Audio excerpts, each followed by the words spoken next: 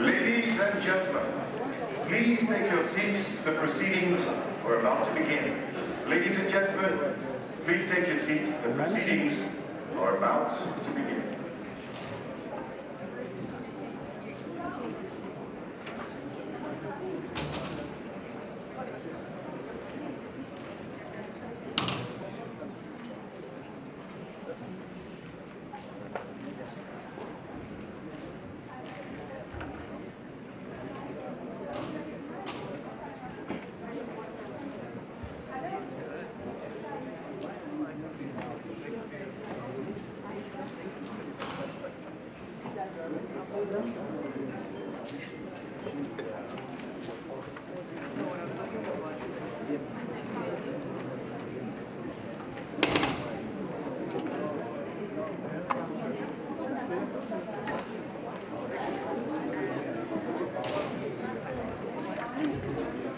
Where's your head? Where's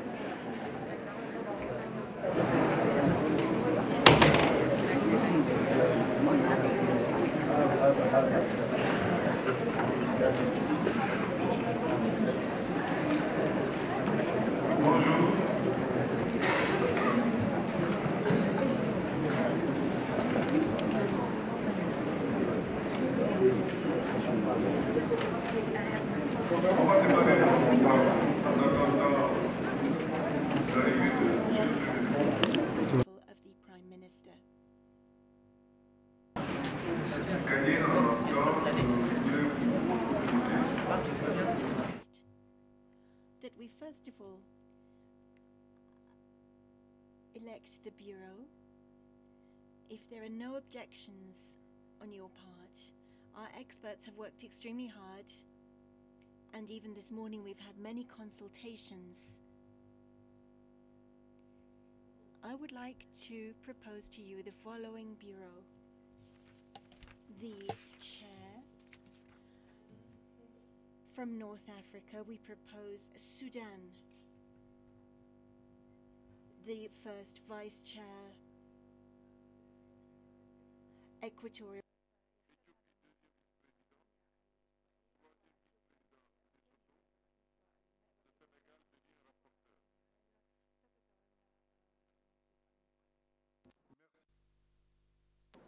Objections with regard.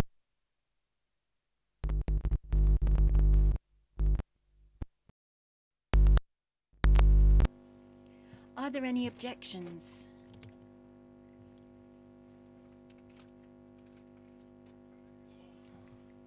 The Bureau is therefore elected. It is now my honor and privilege to invite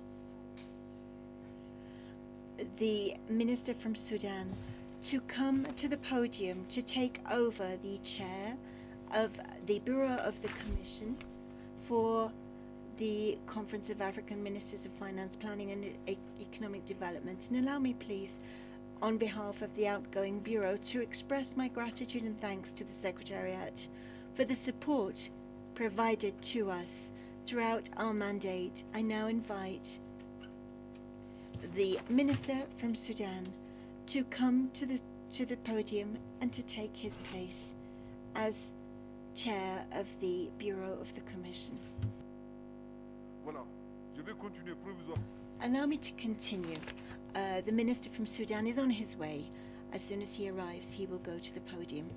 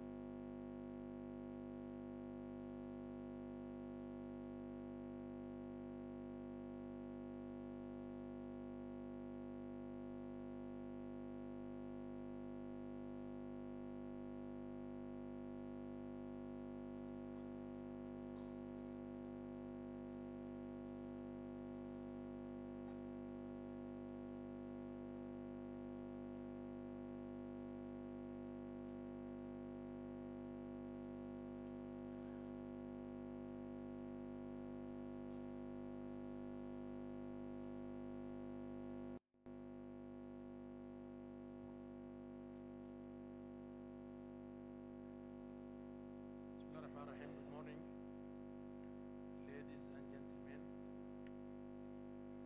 It's my honor and privilege to be heading this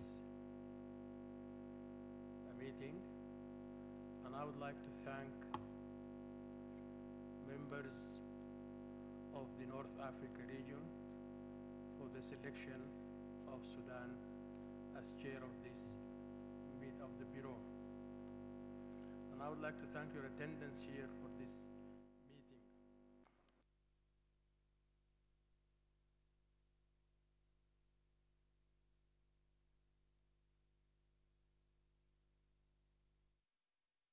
Program of work.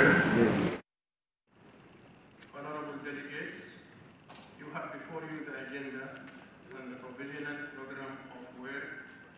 Are there any objections?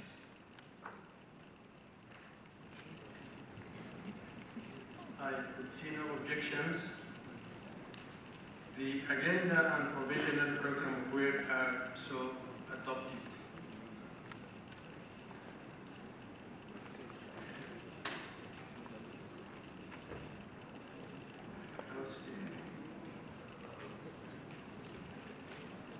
Okay, so now we move to our second agenda point, the high-level ministerial policy dialogue on the theme of the 51st session, Africa, continental free trade area and fiscal space for jobs and economic diversification. Our first order of business is to consider the central theme of our meeting. As you know, we are asked to reflect on African continental free trade area and fiscal space for jobs and economic diversification. Against the backdrop of the recent signing of the African Continental Free Trade Area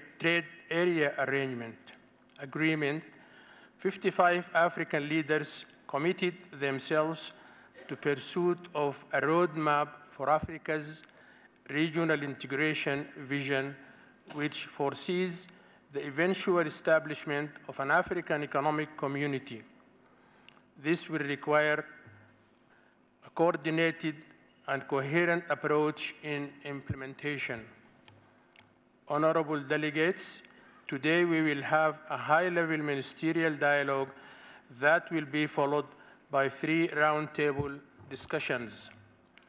I would now like to invite all the delegates and panelists participating on the high-level ministerial dialogue to come up to the podium and take their seats, please. They're already there? Do I have to go down? Yeah, they're already. Sure, they're already sitting down. Okay. It now gives me great pleasure to hand over to the Executive Secretary, Ms. Vera Songua, who will chair the high-level ministerial dialogue. This session will last for 1 hour and 15 minutes.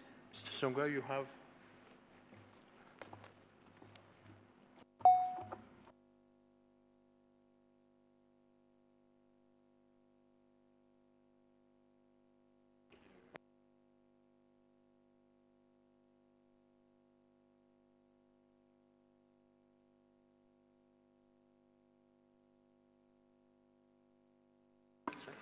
Yes.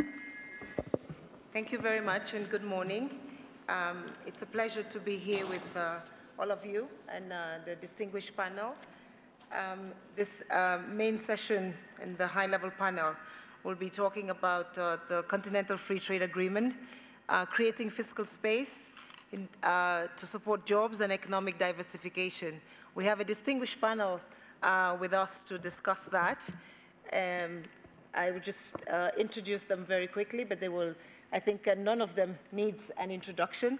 First, let me start with the Commissioner for Trade of the African Union, whom we're very pleased to have with us. Of course, a lot of the work being done under the CFTA is happening under Commissioner Muchanga's leadership and eye, so he is the undying face and representative of the CFTA work. And so thank you for being here. Honorable Minister of Ghana, again, needs no introduction, coming from the private sector, getting into government. Again, I want to say that he just came from the market where he raised an incredible amount of resources, launched a bond, I think that was oversubscribed.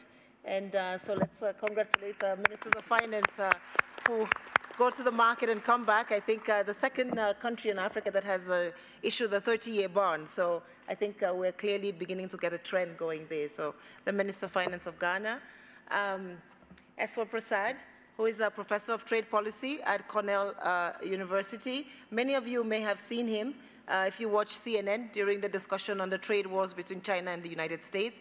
He's an expert on that, has written many books on the issue of trade policy, currencies, and monetary policy, and how those go together. He's also a senior fellow at the Brookings Institution.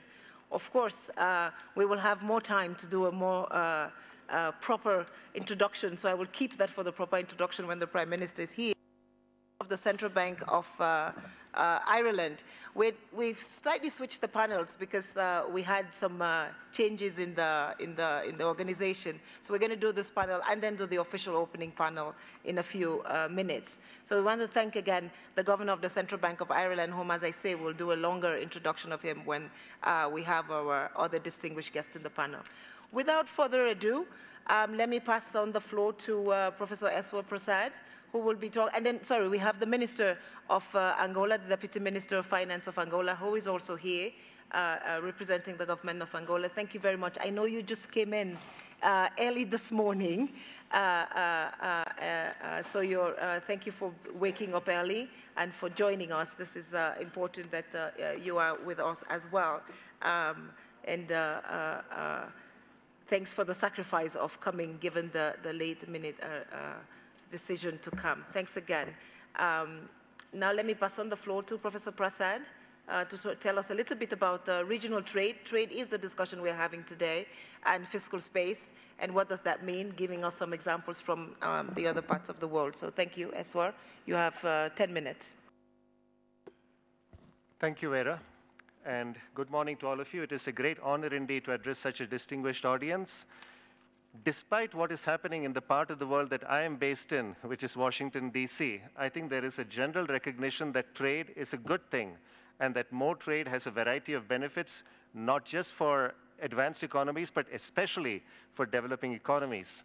So in my remarks, I intend to talk about what it is that is necessary to support trade that goes beyond trade policies. Having the right sort of institutional framework and the supporting framework more broadly is really crucial, and those are the elements I will focus on using, as Dr. Songwei said, the examples of what the Eurozone in particular and Asia have done in order to approach this in very different paths. Now, at one level, it might seem that the crucial elements related to greater trade integration are about trade policy. But I think there is a lot more that one should think about in the context of supporting an environment for trade to flourish and to provide the right sort of benefits. If one thinks about what it is that currency unions have, there are some important attributes that are relevant in terms of promoting trade. But it's not just a currency union, but essentially other elements of economic union that turn out to be far more important in terms of promoting trade. So currency union, which I know is being contemplated in a particular part of Africa right now in the ECOWAS region, and I'll come back to that in a second, that is not necessarily the only way to make progress on these issues. So if you think about what institutional framework is necessary, certainly greater financial integration can play a big role. Additionally, mobility of factors of production, both labor and capital, can facilitate trade. But in addition, a uniform framework for regulations of various types of financial transactions related to the current account and capital account, and even the plumbing, that is the integration of regional payment systems and settlement systems, can play an important role in trade.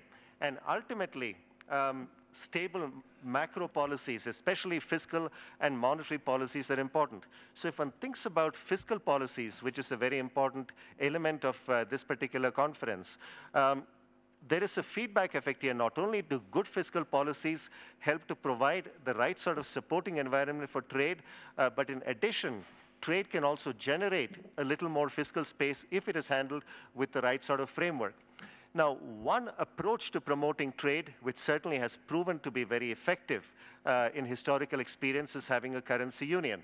And there are many benefits if one thinks about what a currency union provides. Elimination of foreign exchange rate risk certainly has been shown to have very positive effects on trade and investment flows. But it can also have very beneficial effects in terms of reducing macroeconomic vulnerability to both external as well as domestic shocks. For emerging markets in particular, the vulnerability to external capital flow shocks is a very important consideration, and having reserve pooling within the currency union can certainly play a useful role. In addition, currency union ostensibly provides fiscal discipline through the variety of commitment mechanisms that come into play. The Eurozone did have the Stability and Growth Pact underlying fiscal discipline. ECOWAS has very clear macroeconomic convergence targets, so one could argue that fiscal discipline is promoted by a currency union. But this approach has risks.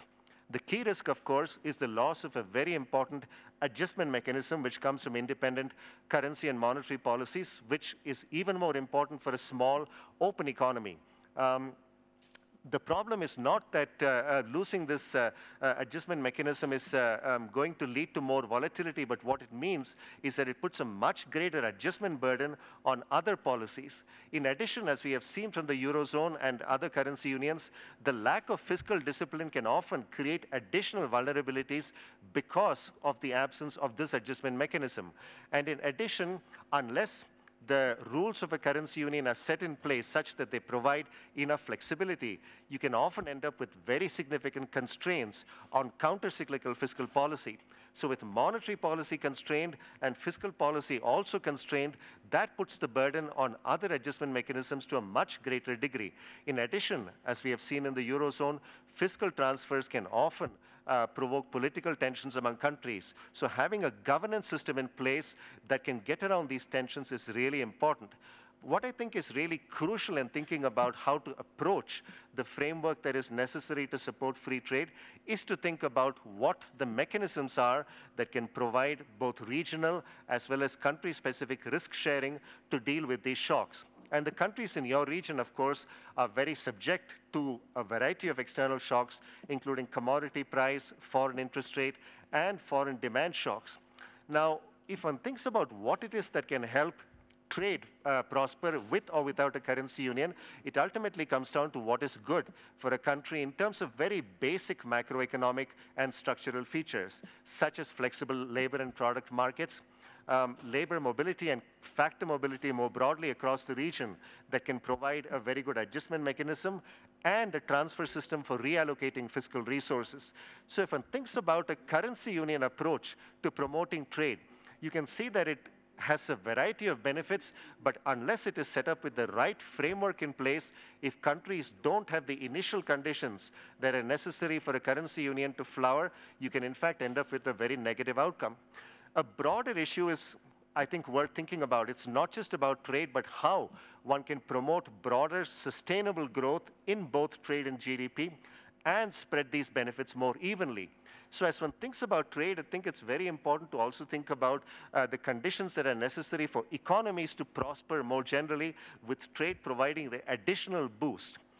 Certainly, this region needs greater financial market development and integration, especially the creation of fixed income markets. And as the example of Ghana indicates, it can certainly be done and can have a very productive effect in terms of building relationships with markets and providing the right sort of financing that the region very much needs. Broadening financial inclusion through both new and older technologies, I think, is very important in terms of spreading the benefits and, more importantly, also making sure that there is broad support for the reforms that are necessary to create more free trade. And one needs robust social safety nets as well. One can think about all of these issues as being very important, almost independent of what you do with trade policy. But I think there is a very important feedback as well. Not only can getting these elements right help in terms of greater trade integration, but having trade integration without these conditions in place can actually create some negative effects. It's worth thinking about how other economic areas have approached this. If you think about the Eurozone, there were a variety of objectives involved, and Governor Lane, I'm sure, will talk more about this, but one of the key elements, of course, was to promote greater trade integration within the area. But what it required Europe to do is to undertake a variety of institutional steps. So I don't intend to go over these steps, but if you look at what was necessary to get the Eurozone in place, starting with the basic macroeconomic convergence conditions, and then thinking about a variety of additional supporting features, a unified regulatory system, as well as harmonized institutions that regulate labor and product markets, and then a large set of treaties that were necessary at various stages of the process, plus a very complex governance framework with a variety of institutions underlying this. I've just listed them here, but setting all of this in motion takes a great deal of time. Getting them right, as we have seen from the Eurozone's experience, is very, very important because they have to be flexible enough to adjust to certain conditions, but also need to ensure that macroeconomic discipline is maintained. But this brings up a broader question. If the currency zone option is taken, then what the Eurozone experience seems to suggest that perhaps it's going to work better with much deeper economic union that involves both fiscal and banking union. So if one were to proceed down the currency union route, it's useful, I think, to think about what the additional criteria are that are necessary to promote a vibrant currency union. Another region, Asia, of course, has taken a very different approach to trade integration.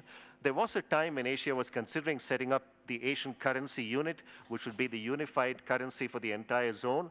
But instead, Asia has proceeded through a variety of trade agreements that are both bilateral, multilateral, cover different parts of the Asian zone. So there isn't what one might characterize as a pan-Asian free trade zone, although there is certainly movement towards one that encompasses all of these countries. But in addition, what the Asian region has done is put in place regional risk-sharing arrangements through reserve pooling and other mechanisms, because this is seen as very important in order to buffer these economies from the external shocks that they're going to expose themselves to through greater trade openness. But again, even if you think about the Asian region, what is necessary to promote good trade is regional financial development and integration. And as you can see, what the Asian region has done is quite comprehensive in these areas, and they're making even more progress, backed up by regional surveillance. So the message I'd like to leave you with is that greater trade is certainly going to be very beneficial to prosperity in the region, and it is a worthwhile objective to work towards. But getting the conditions right in each country and across countries, not just related to trade policies, but a much broader range of macroeconomic and structural policies, including those related to the financial system, is going to be crucial to make sure that the trade integration generates benefits rather than just volatility. Thank you.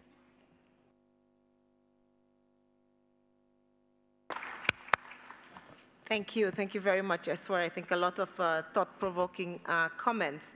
I'm going to turn now to Minister Kenoforiata. Of course, you talked about some of the basic requirements for a trade zone, which are the labor mobility. And I think that Ghana is also one of the countries that signed the free movement of goods along with the CFTA. So clearly, Ghana is one of those countries that just last week also ratified. So together with Kenya, I must say. So we must give them a round of applause for ratification. So let me pass on the floor to the minister and ask him, why is Ghana so eager? What does Ghana see? What are the benefits of the CFTA that Ghana sees and is leading the charge in such a delightful manner? Minister, over to you. Thank you very much, and good morning. No, I think it was a real day of pride when Ghana and Kenya deposited our papers with you.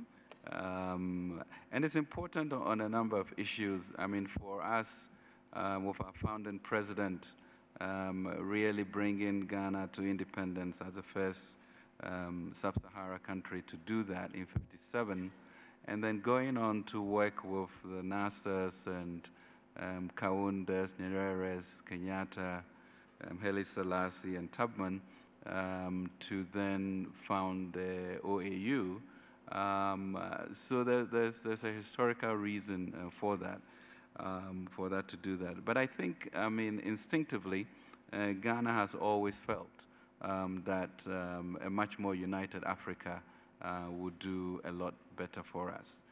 So in a sense, you may not be able to be clear on all the benefits, and maybe you may lose some of the time, but as our school hymn used to say, let us subjugate ourselves so that we may rule. So we thought the leadership was important, and that's why we did that. But beyond that, it's really asking ourselves the big questions of in 2050, when we represent about a quarter of the world's population and the largest maybe potential middle class, with our women being the majority, where is the continent going to be with regard to ensuring that there's prosperity for all? And around this is what our president has been talking about, a Ghana beyond aid and an Africa beyond aid. Essentially saying, how do you create a self-confident people who are also wealthy and leveraging off on these huge resources that we haven't been able to do in a while, and that translates into an Africa beyond aid. And in a sense, what do we want to do? We can look at, let's say, the fertilizer industry. Why should Morocco having phosphate, potash in maybe Ethiopia, and gas in Mozambique, why should we be importing so much fertilizer into our country? Why should Ghana be sending its bauxite out of the continent to refine into alumina and bring it back to process, to smelt into aluminium? Why can't we work with Guinea to be able to do that? Why should Ghana and Cote d'Ivoire be 68% of the world supply of cocoa and still remain price takers? Why should we not be up on the value chain? And why should we be importing $35 billion worth of food each year? So once you begin to look at those questions, it is quite clear to us that a continental free trade agreement will bring us closer to leveraging of our resources a lot more effectively and creating a much more prosperous society than we have done so far. The question really for me and other finance ministers is, are we going to form that core group that insists on pushing this to its logical conclusion? And I think we should have the courage to be able to do that. And that's what we must do. We talk about the issue of illicit financial flows, which is about $50 billion or so, according to Mbeke's report, and it seems to be increasing. What is it that we can do for continental free trade such that we share information and there's no treaty shopping that would occur, that we all have a common platform to ask these questions and ensure that these leakages are stopped, to have that continental backing for that elephant to be confronted in the marketplace. So Vera, for us, it was not an issue of delaying. 22 of us then need to ratify it for it to move along. We've done 2. My information is that Rwanda and Lesotho will be coming up maybe in a week. And Niger will be coming up in a week. I think we should move very quickly to make sure that we get the 22 and then sort out the issues that will go on. But I think we should really live in the present, understand what this impact will be for our people, and be in a hurry to ratify that.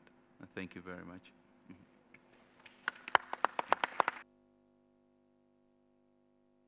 Thank you. Thank you very much. Let me go to the governor. You were not part of the initial core EU zone countries, but today when we talk about the big investors that we all recognize and know on the continent, the Googles and the Facebooks and the Ubers, they're all sitting in Ireland. Tell us how you have benefited from the charge towards a European Union. And what way that, as a central bank governor, what did you have to manage in terms of tensions? Thank you. So, good morning, everyone. Let me emphasize that the benefits of a free trade agreement, a regional free trade agreement, are especially strong for small countries. So, as you just mentioned, for a small country, what happens is that the domestic market is now the market provided to you by the regional free trade agreement. So without being a member of the EU, these global corporations would not be in Ireland. So I think Eshwar, as a professor, would know that the economics of international trade say that the size of your home market matters quite a bit. So if the home market is redefined from the nation towards the region, that really makes life a lot more attractive for global business. So I think that is a very important message, is that it's good to see leadership by bigger countries, but in the end, the main beneficiaries of a free trade agreement are going to be the smaller countries. Let me emphasize also is that for free trade to be maximally beneficial, it does need extra policies. Later on, I'll talk a little bit more about that. In one direction, it's the issues that Eshwar talked about at the macro financial level. At another level, it's regulatory convergence. So in other words, it's necessary for the full benefit of free trade, if you like, to create what Europeans would call a single market. So, for example, that we agree on regulatory standards, say, in agriculture. We agree on, say, the technical standards in a given industry, because the benefits of a single market are only possible if all the countries that involved do agree that these are the technical requirements to be an active participant, say, in the electricity sector, in the transportation sector, in the telecoms sector.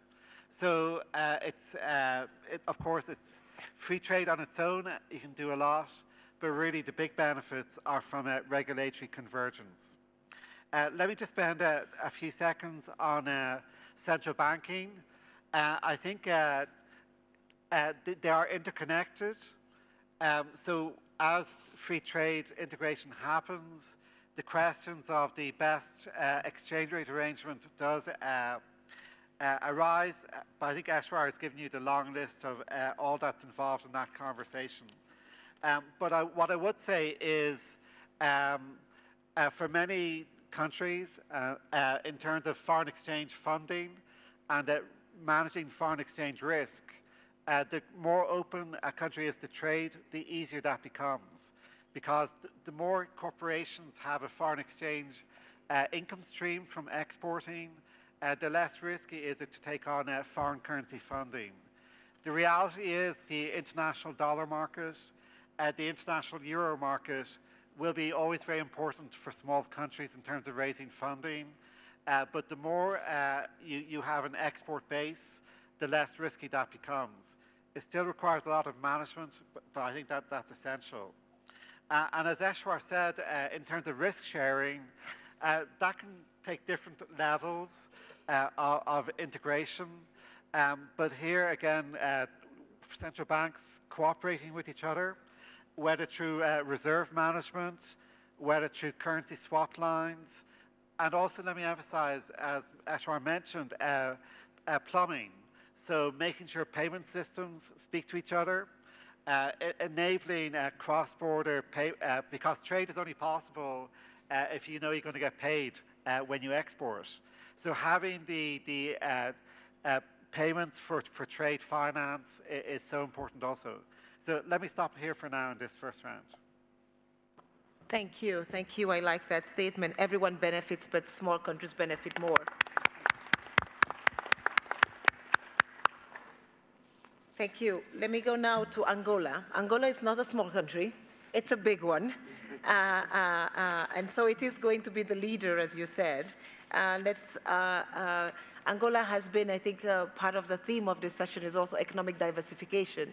And we see Angola moving towards that charge of economic diversification even more recently. So maybe we can hear from Angola about what is it that they're doing to open up more space for trade and how can they expand on their trade diversification having joined the CFTA. Please, Minister. Thank you. Colleagues from the panel, dear ministers, Angola right now, we are listening carefully to all our colleagues here, and some of their statements really make us worry. But we are committed right now to a lot of reforms, and we can say that they are very challenging at some point.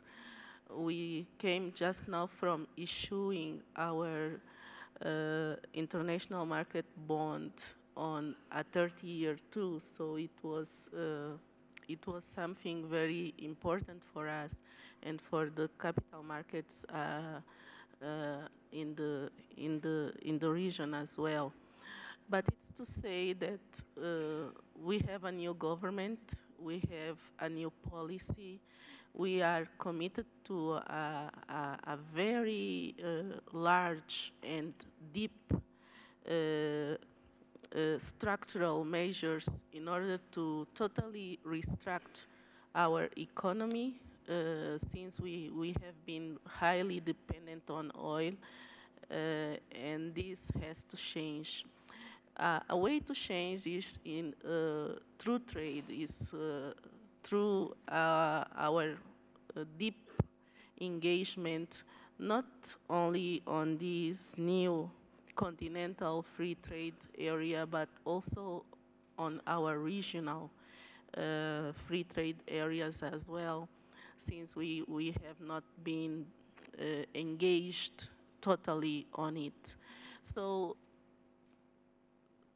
coming together these two changes that we have to engage has proven to be a little difficult, because as we have heard from our main speaker, it's not just a matter of being together or ratifying the documents.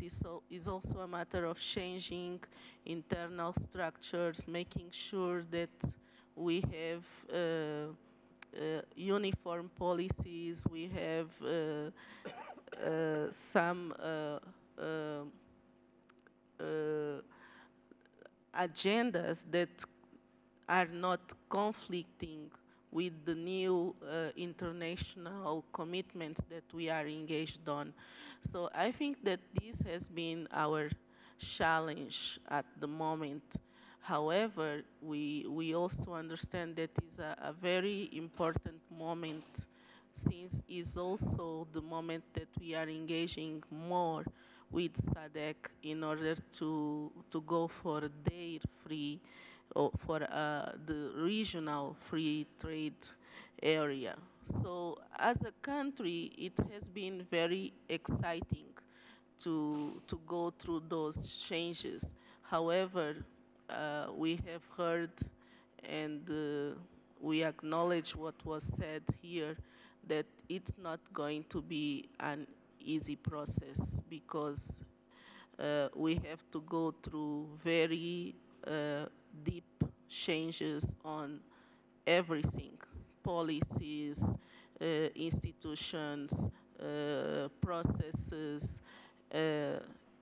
everything. So if I could give you an overview on how we see this process.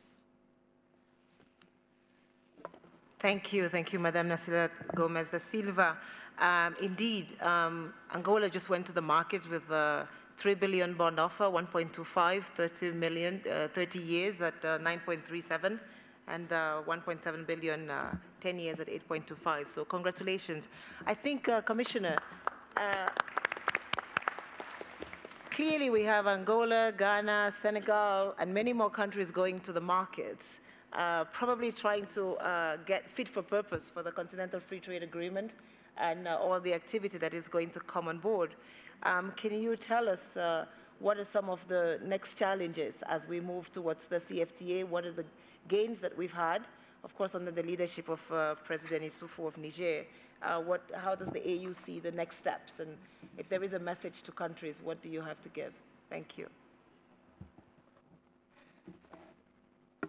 Thank you very much, Chairperson, and good morning, everybody. Any situation has challenges, and when you meet the challenges, additional challenges also come up. So that's the nature of life. So I think the first challenge we face is that quite not all of us in Africa believe that the African Continental Free Trade Area can be made to deliver. So we really have to ensure that all of us change our mindsets and truly believe that we can do it. It's not very easy to go through a list of challenges, and every day I make a listing. So far, I have about 46 challenges, and they are growing, and we are looking at with my colleagues to say, how do we resolve those challenges? But the first issue we need to do is to ensure that member states deliver on ratification within the next 9 to 12 months. So far, we have 2 instruments of ratification deposited with us. This week, we are expecting Rwanda and Niger. And for Rwanda, it will actually be 2 instruments. They will be the first country to ratify the protocol on free movement of people, right of establishment, and right of residence. And I've been talking to a number of ministers, and they've really assured us that they are working very hard to ensure that they deposit the instruments of ratification as soon as possible. And we would like also this project to be universal in the sense that all African member states must be member states of the African Continental Free Trade Area. So we are working with 11 countries that have not signed on so far. And the feedback we are getting is very, very promising. In the sense that they've told us they are working very, very, very actively to facilitate signing. There are basically two issues. Some of them are involved in national level consultations, and this is very important. It's part of good governance.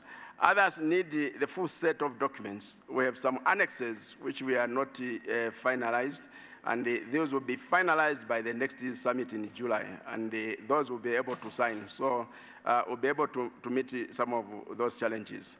But as part of really ensuring that the African Continental Free Trade Area delivers as soon as it comes into force, we're also undertaking background work, one of which is to come up with a payment and settlement system. We're working with the African Export-Import Bank in Egypt to ensure that we deliver, and that is going to de-risk the market. Then we're also working again with the African Export-Import Bank to have the first intra-African trade fair in Cairo in Egypt from 11th to 17th December this year. And we target deals of about $25 billion when we have that trade fair. And that also mainstream the private sector in the process. And we're also trying, and I think there was issues of raised of policy harmonization and creating an integrated market. Our market is integrated in the sense that we are removing barriers, we are removing fragmentation. And over and above that, with the protocol on free movement of people, right of establishment, then we also have the single African air transport market. Then in addition to that, we're also embarking on the negotiation of a protocol on investment, a protocol on competition, and a protocol on intellectual property rights.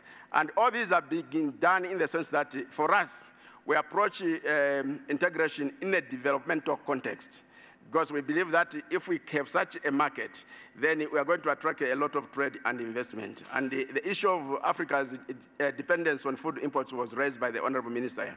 We believe that if we go into agro-processing, and it's possible with the removal of tariff barriers, then it will be able to transform Africa into a net exporter of food.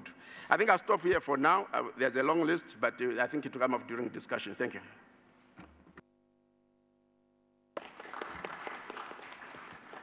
Thank you. Let me ask one hard question to the minister now. So we're talking about fiscal space. You've gone to the markets.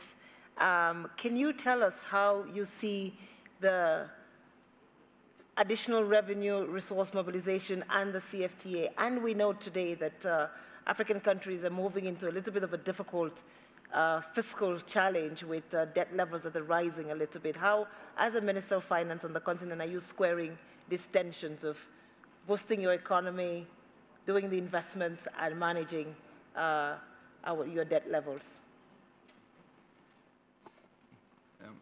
Thank you very much. I think, Vera, you are aware that we came into government in January, in which, true, we had a 73% debt to GDP ratio and a negative primary balance, which means we're borrowing to support debts. But we've come a long way. A year later, I think we are now under the 70, so it's at 69.8, which is helpful. We have a positive primary balance, which means that the rate of acceleration of debt has come down.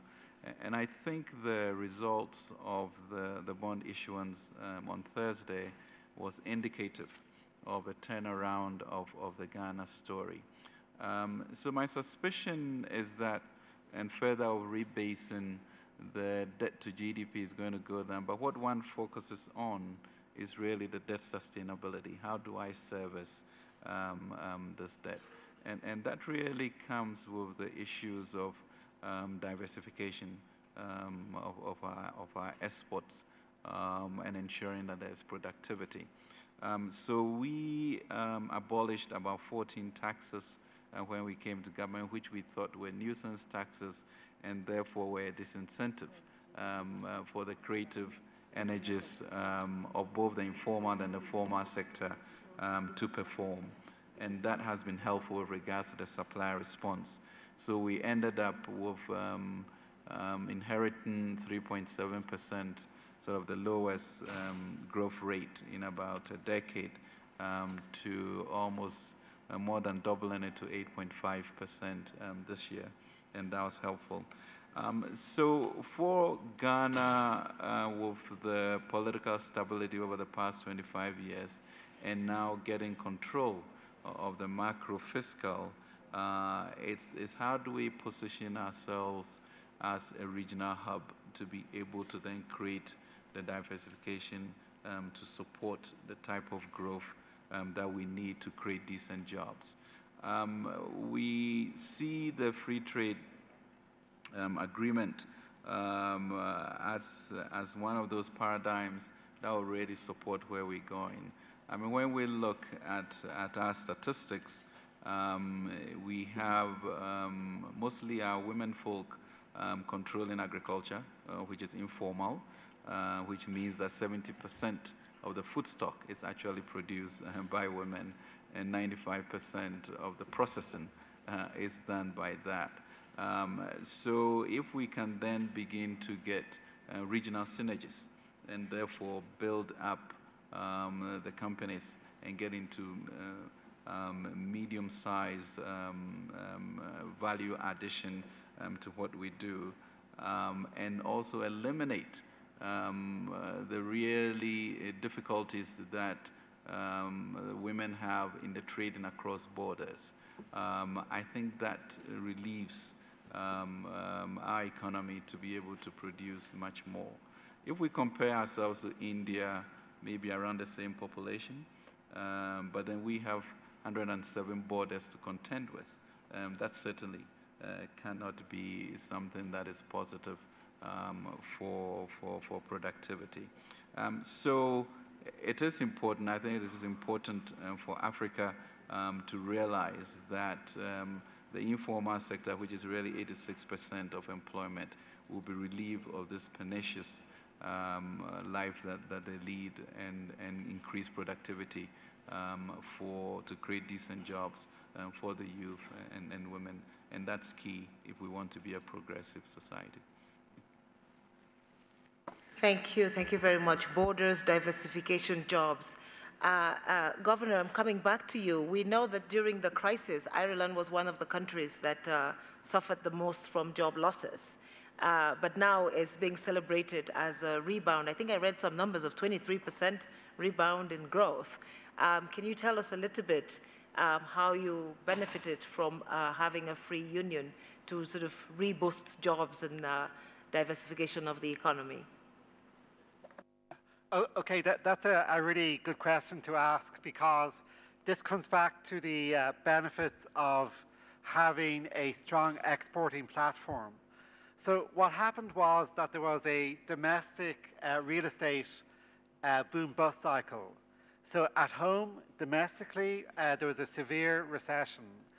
Consumption fell, investment came to a halt, there was a necessity to have fiscal cutbacks. But what was interesting is that the export sector was basically unaffected, because none of that mattered to the global industry. Global industry was still selling to the world and having that basic diversification where some part of your economy has an external revenue source, meant that the impact of recession was less. By the way, it also meant that essentially there was a pathway. There was a recognition that the pathway out of the crisis was clear, which is to redirect more and more resources into exporting, so that it would take a while for the domestic economy to recover. 10 years later, it is now recovered and doing well. But for those years, the first wave of recovery, I can tell you, what wasn't just in Ireland. The same is true also in Spain and some of the other countries most affected, is that exporting was the first part to recover. And let me, of course, remind everyone, as part of exporting, what turned out to be quite important was tourism. So everywhere tourism turned out to be important. And of course, I'm guessing here's an area where Africa can be quite successful. So I do think it really shows that, and by the way, and I think Eshwar would agree with me, historically, crises can and do happen. That's a fact of the global economy. But there's a very strong correlation that those areas of the world which are most open to trade recover quicker. This is true in the 1980s, where emerging Asia recovered more quickly than Latin America. And essentially, when we think about global investors, when they look at a country, a basic question to ask is, does it have a strong enough export platform in order to provide that diversification, that resilience? So it's I think one of the big advantages of being an open economy is it does give you some vulnerability. External shocks do happen. On the other hand, it provides you with a lot of resilience. So I think that's an important message. Resilience and jobs in the services sector. I'm glad that you raised that. I want to come to Eshwar a little bit. There is a tendency now on the continent for us to be sort of taking the flying gears principle. You know, China is moving into the service sector and the more sort of upgrade manufacturing, so we're going to take over the manufacturing sector. But when you look at the data, Africa is actually moving from rural to services sectors. Given all the work that you've done on the Chinese economy, how do you see Africa and China's trade coming together, also around the currency issues, but really, should Africa begin to leapfrog into the service sector like China, or should we be working towards the manufacturing or a combination? Give us some sense based on your work. Thank you, Vera. The relevant comparison actually might not be to China, but to my own country, India. India did not follow the traditional path that an emerging market takes, from moving from an agrarian economy to a manufacturing economy that is largely export-oriented, and that then matures into a service economy. India missed the second stage altogether, but unfortunately, this is not for the right reasons. It's not that India became more advanced, but there were a variety of constraints to manufacturing in India. There are issues related to labor laws, the lack of the financial market development, a variety of issues related to infrastructure. But this, I think, gets at the core of the issue that Africa faces as well. There is a lot of savings in this continent, but you need a good financial system in order to intermediate African savings into productive African investment. And this is where the points that Governor Lane made are really important. It's not so much just about trade integration, but how other aspects of integration, including financial integration, regulatory convergence, can generate the right sort of momentum towards allowing for trade to prosper in this region and also to generate more benefits from trade, plus, most importantly, to manage the volatility. Governor Lane correctly pointed out that the one good thing about openness to trade is that, as far as we can see from the empirical evidence, it does reduce the vulnerability of small open economies to external balance of payment shocks. And if they do face crises, countries that export a lot tend to get out of those crises a lot faster. But this creates a tension because the openness itself creates a certain amount of vulnerability that countries in the region need to deal with, which is why I think going back to issues that both Governor Lane and I have raised, it's crucial to think about trade as one part of a broader amount of economic integration which can enable the African region to prosper and share the benefits somewhat more evenly. So many dimensions of macroeconomic and structural policies enter into this equation, which of course makes it more of a challenge. And certainly openness to trade can be a catalyst, but there are also risks to moving forward aggressively on trade without more balanced reforms in other areas of macroeconomic and structural policies that can provide the right sort of enabling and supporting environment for trade to work well. Thank you very much. Thank you very much. Let me ask my colleague minister the question, what next after oil?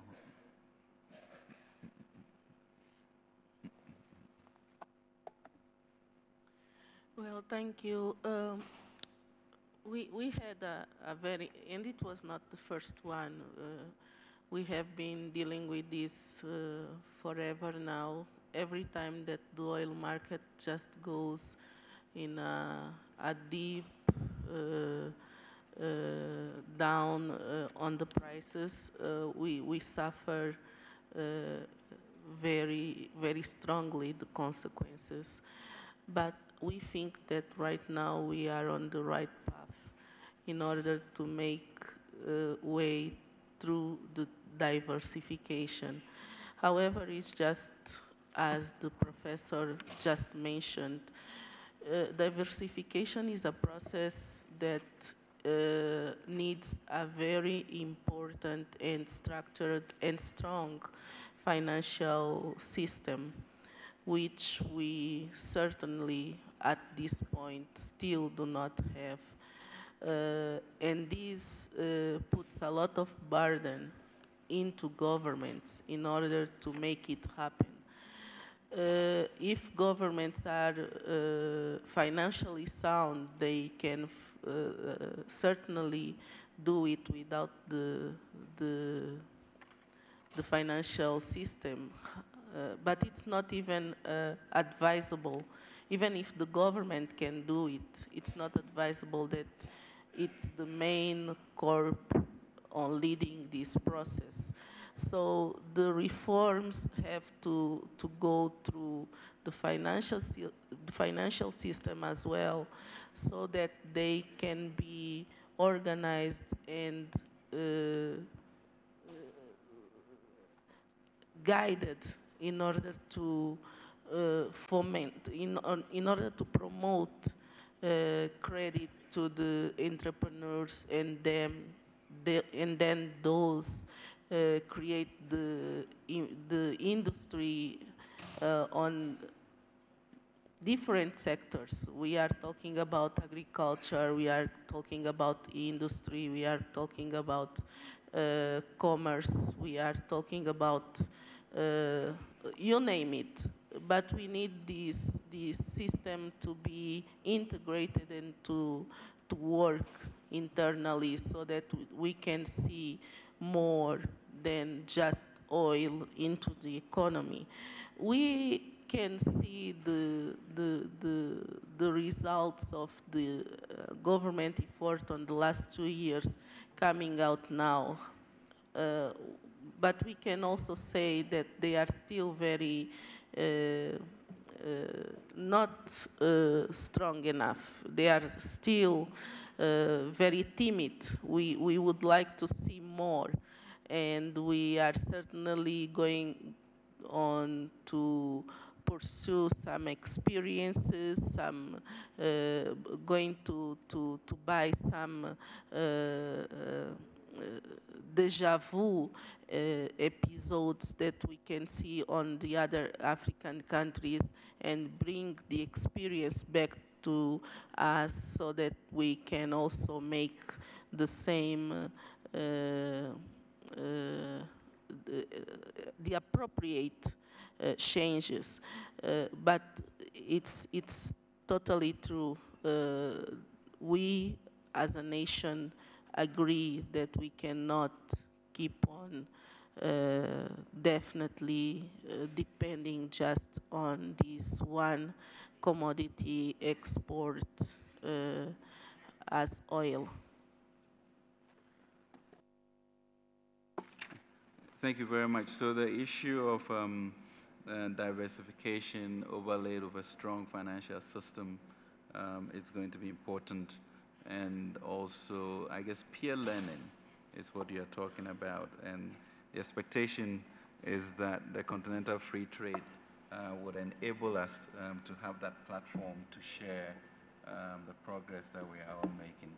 Let me get to the commissioner, and let me hand over to the chair.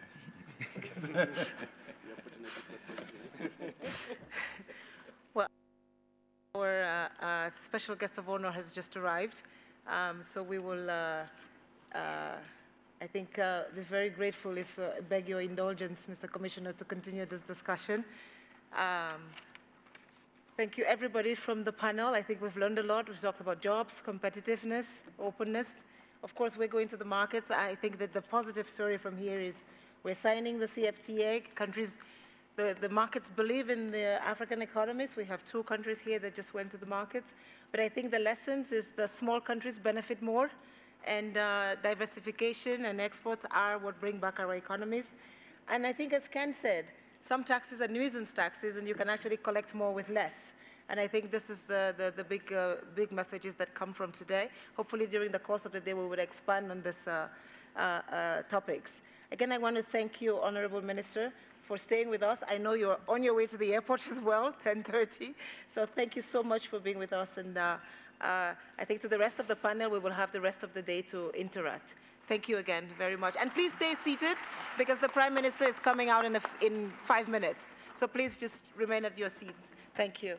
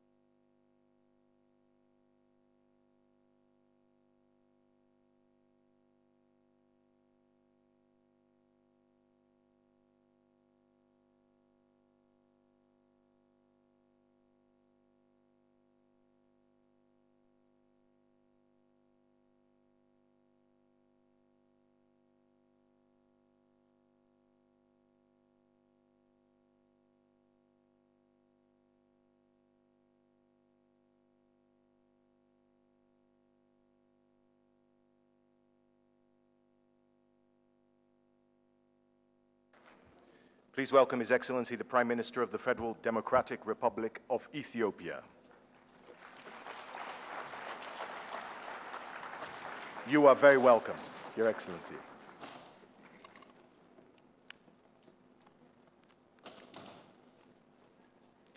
If I could ask everyone who is standing to please take your seats now as we begin the official opening of the session.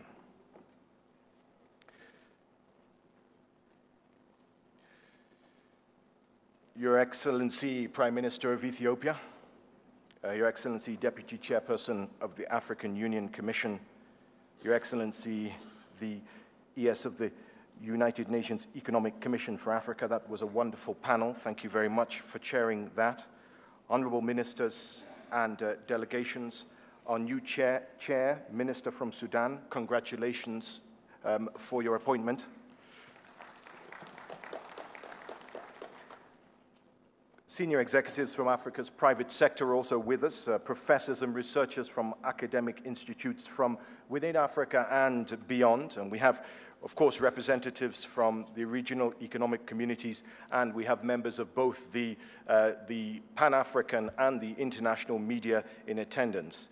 Many of you have traveled many, many miles to be here at the Economic Commission for Africa's Conference of African Ministers of Finance, Planning and Economic Development for 2018. I'd like to say to all of you a very warm welcome. I'm Mark Edo, and I have the pleasure of being your guide for most of the day.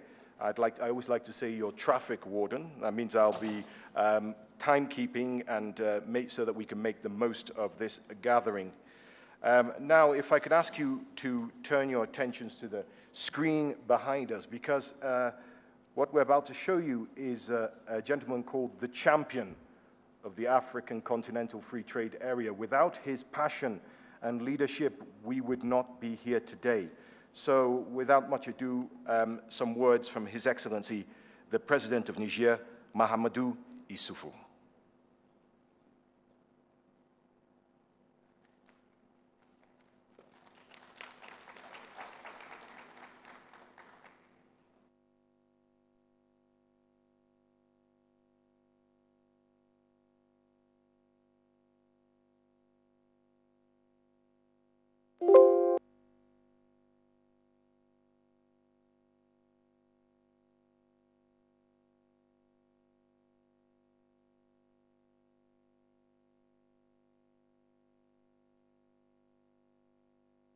Mesdames et Messieurs, je voudrais saluer la tenue de la 51e session de la Commission économique pour l'Afrique et la conférence des ministres africains des Finances dont le thème principal est la zone de libre-échange continentale, créer une marge d'action budgétaire en faveur de l'emploi et de la diversification économique.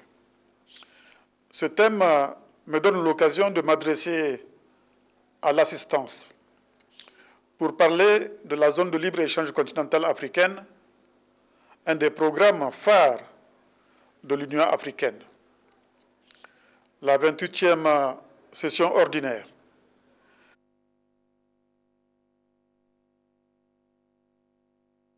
tenue à Addis Ababa en janvier 2017, m'a chargé de piloter le processus des négociations de la zone de libre-échange continentale en me désignant comme champion. Cette décision a été le tournant décisif pour les négociations sur la zone de libre-échange continentale engagées depuis plusieurs années. Je suis heureux d'annoncer que le processus d'élaboration des instruments juridiques créant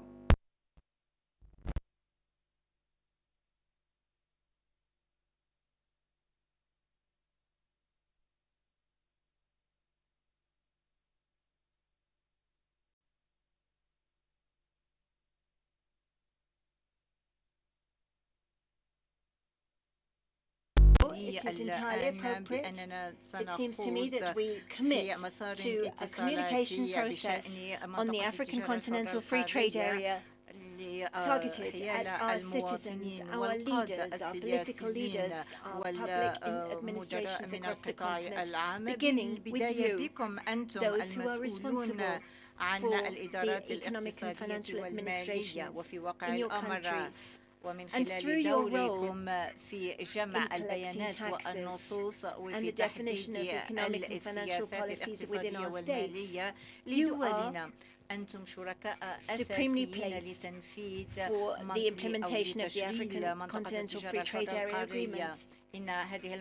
This is a commitment made by all of the members of the African Union to create a huge market for Africa and to allow free circulation of goods, of services, and of people, free movement of goods, services, and people. And this means that there should be a suppression of all of the tariff barriers in time, which has balkanized Africa too long. With 84 million kilometers of frontiers, which have caused the barrier to free trade across our continent. This is a source of opportunity, enormous opportunity for our member states, for the citizens within the African Union, for African enterprises, for foreign investors, for the financial markets, and for the other nations of the world. في العالم والاقتصاد العالمي وذلك بفضل القدرات والإمكانيات التي تعطيها هذه المنطقة ويمكن أن نسرد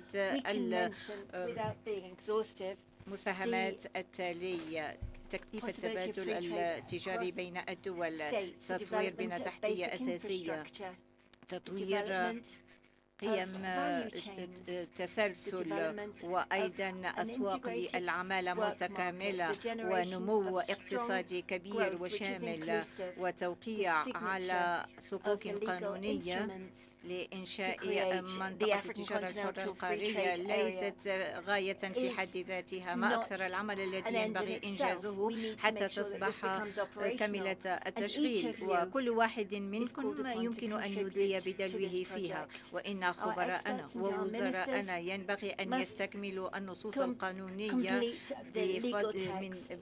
بمرافق وتذييلات، وذلك بحملة واسعة للتوعية، بحيث أن كافة المواطنين الأفارقة يمتلكون هذه المنطقة ويدركون مدى فوائدها.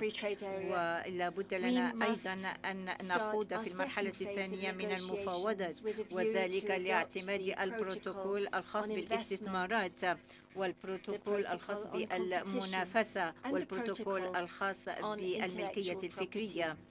وأخيرا ينبغي أن نصدق في أفضل الرجال على هذا الاتفاق وهذه البروتوكولات بغية الإسراع في دخولها حيز النفاذ، وذلك بمنطقة التجارة الحرة القارية، فإن إفريقيا بصدد إرساء القواعد لسيرها نحو التقدم الاقتصادي والاجتماعي لصالح سكانها. تهميشها الحالية في التجارة العالمية نسبة 2.5 من معدل التبادلات بدأت تصل إلى نهايتها. إن المنطقة ببروتوكولاتها تسمح لنا بأن نعدل عن جزء من سيادتنا الوطنية، نحن نعلم ذلك، ولكن ما يمثله هذه الخسارة الجزئية للسيادة الوطنية أمام فوائد كبيرة لإنشاء إفريقيا متكاملة مزدهرة آمنة لصالح مواطنيها، وتمثل قوة حيوية في النظام الدولي كما تم التفكير فيه في جدول 2063 للاتحاد الإفريقي. لكم جزيل الشكر عن حسن انتباهكم أيها السيدات والسادة.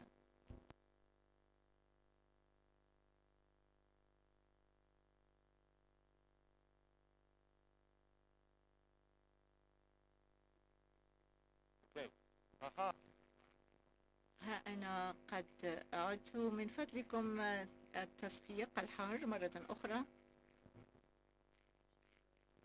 لقد حظيت بالجلوس جانب رئيس النيجر بصفته مناصرا of the Bureau.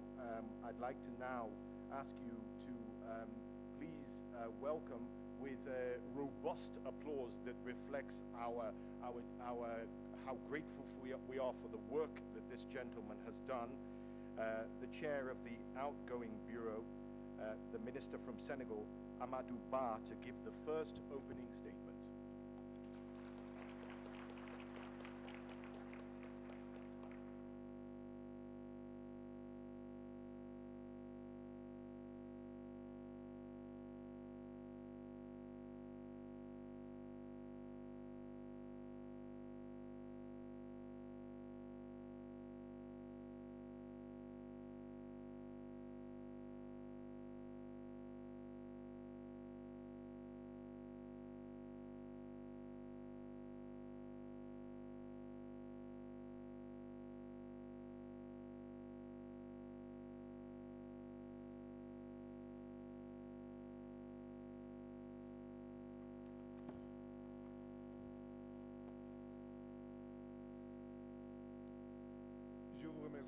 Thank you. Excellencies, Prime Minister of the Federal Democratic Republic of Ethiopia, Dr. Abiy Ahmed,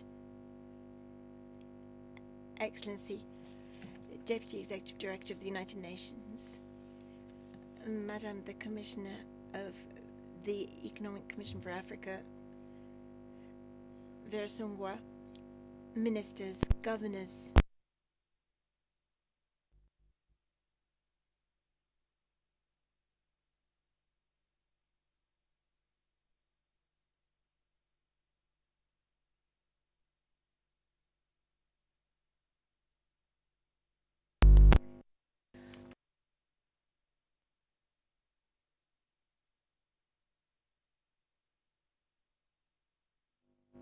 this morning during the opening ceremony of the 51st session of the Conference of African Ministers of Finance, Planning and Economic Development. Allow me first of all to express my sincere gratitude to the government and to the people of the Federal Democratic Republic of Ethiopia for the hospitality and their warm welcome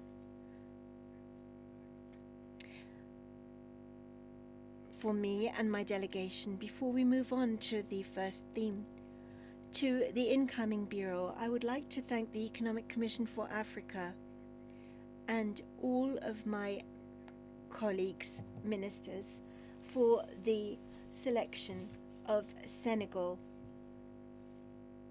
as the chair of the 50th session of the work of this conference. I'd also like to thank and to congratulate all the members of the outgoing Bureau of the Commission for the excellent work that they have dealt with during the 50th session.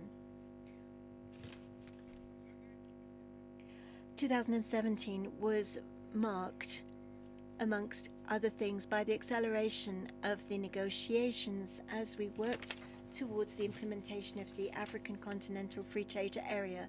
The commitment by ministers was crowned with success in Kigali in March by the signature of the agreement of the African Continental Free Trade Area. We cannot speak about this without mentioning the important role that the ECA, in collaboration with other partners, has played in bringing in the African states through studies, reports and analyses, which have particularly contributed to the end of the first phase and have allowed the signing of this agreement. We do not doubt that the ECA will continue to provide us with the same support in the further phases of this process. What has also been determinant is that the ECA has also been working hard in the various areas of integration across Africa to note the strengthening of capacity in the adaptation of strategies and national plans for development in the context of the implementation of the Agendas 2030 and 2063, the development of statistics and the strengthening of integration across the economic areas. I would like to therefore reiterate my thanks of the Bureau to the ECA and to its Executive Secretary, Madame Vera Songwa, for the remarkable work carried out and for them working hand in hand with the developing countries in Africa. Thank you so much, Madame Songwa, for your commitment to Africa, for your commitment to the development of Africa. It's been my privilege to know you in a former life, and I know how committed you have been so that Africa will finally find its way forward. Ministers, the growth of the continent has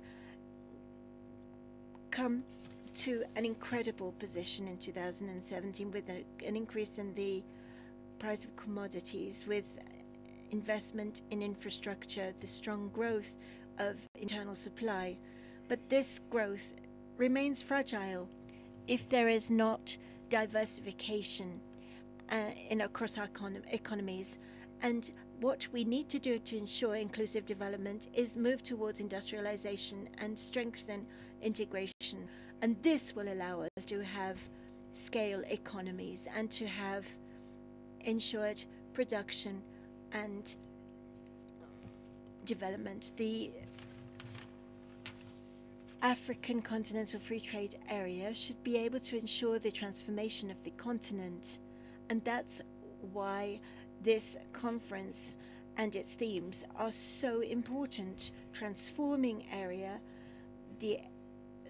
Africa, the fiscal space and financial sustainability for Africa and private sector, and the implementation of the African trade area, and it falls entirely within the framework of our aims for 2063. We will offer new opportunities, added value in the sectors relating to natural resources, and also the possibilities of diversification of industrial exports.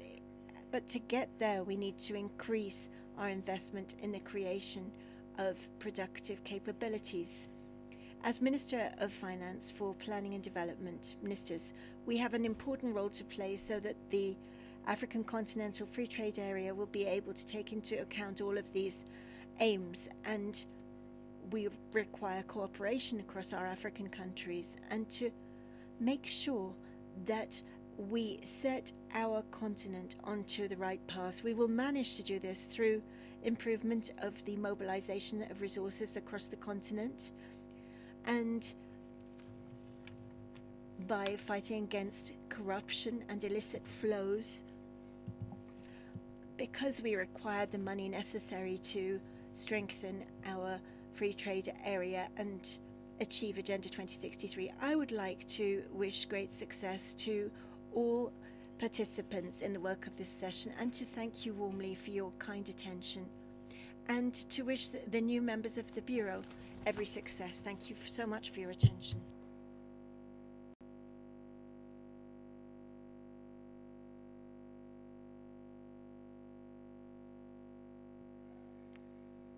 Thank you very much. The Chair of the outgoing Bureau, Minister of Finance for the Republic of Senegal, Amadou Ba. Now, in March, many of us were in Kigali, many of us here, to witness history in the making as the AFCFTA was signed by 44 countries. It was a remarkable step and a big statement by Africa to the rest of the world that it's time for Africa to trade with Africa. But the AFCFTA will only succeed if finance ministers of African nations are front and center. There's so much that we need to understand about the finance of trade. We need to understand about the dynamics of trade finance markets in Africa, how to create the fiscal space to foster both public and private investment. This is of vital importance. We African nations must take bold actions to realize the promise of the AFCFTA. In fact, our host in this great building, the Executive Secretary of UNECA, Vera Songwe, says that together with diversification of our economies, creating that fiscal space is the most important and urgent next step. So please, to give her opening remarks, please welcome Executive Secretary Vera Songwe.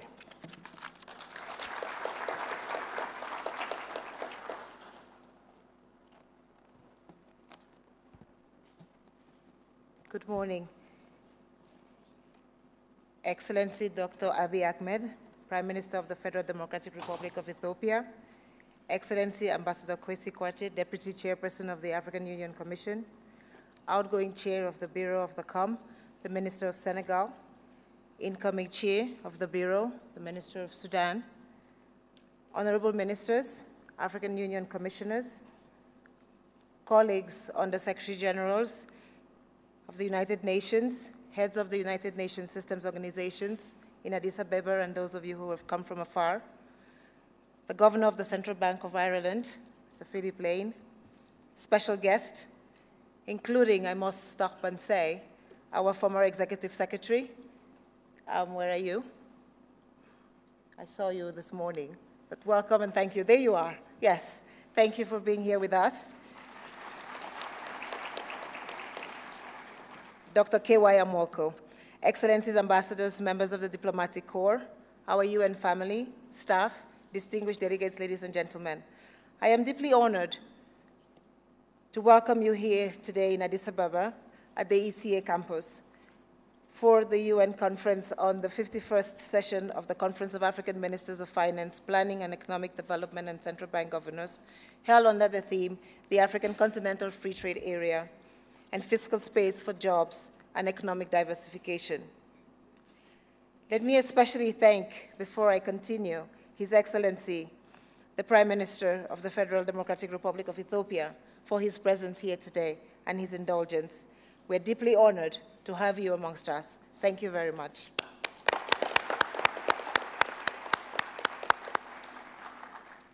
When we say that Africa is on the move, I think he is a picture of exactly the Africa that we want.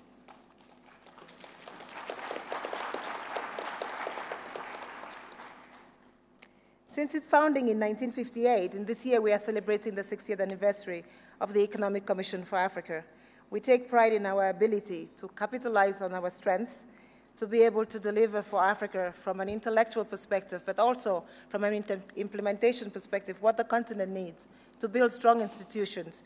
I am proud to say that as part of building those strong institutions, the ECA was part of the establishment of the African Development Bank, and we have the honor today to have one of the former presidents of the African Development Bank, President Donald Kaberuka, with us in the hall. At the time in 1958, what Africa was doing was building institutions just to ensure that communities work and that basic services are provided. I think when you fast forward to today, 2018, 60 years later, there clearly is a need for a different kind of Pan-Africanism. It is no longer the Pan-Africanism that says we're trying to build our institutions, we're trying to get independence. It is a moment of economic Pan-Africanism. And I think that is what is bringing us here today. The realization, and we heard from the first panel, that economics, trade, and what links us is really what is going to make sure that Africa becomes truly one of the great continents of the world. I just want to start by talking about the Continental Free Trade Agreement and what it really means when we look at it in numbers. And I have a slide that shows a little bit the linkages of the continent and who is linked to who and how. I don't know if we can put that slide up. I'm going to be quick. So the first slide is going to give you a sense of some of the great.